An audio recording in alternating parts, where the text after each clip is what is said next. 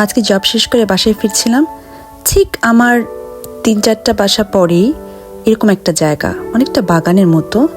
ভাবলাম একটু ভিডিও করে দেখাই। জাপান কতটা অদ্ভুত, কাছে ফল ঝুলে থাকে কিন্তু কেউ ছিঁড়ে খায় না, পড়ে যায়, পচে যায়, কেউ ফিরেও তাকায় না। শরৎকালে জাপানে এই রকমের ফল খুব সাধারণভাবে গাছে ঝুলে থাকে। এখানে দেখতে পাচ্ছেন পার্সিমন। পার্সিমন জাপানি ভাষায় বলে কাকি। এটা জাপানের জাতীয় ফল, খুবই মিষ্টি, নরম এবং ভীষণ হেলদি। এবং 4-5টা পার্সিমন যদি একসাথে আপনি কিনতে চান, কমপক্ষে 1200 থেকে 1500 ইয়েন লাগে।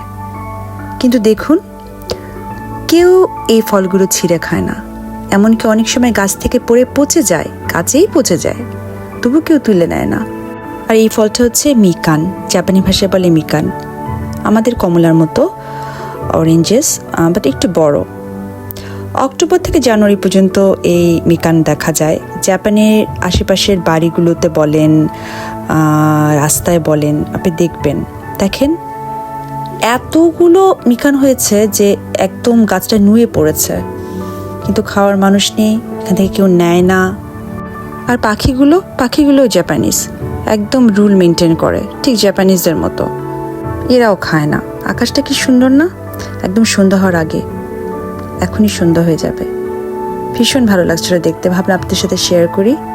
পার্সিমন আমার খুব ফেভারিট একটা ফ্রুট।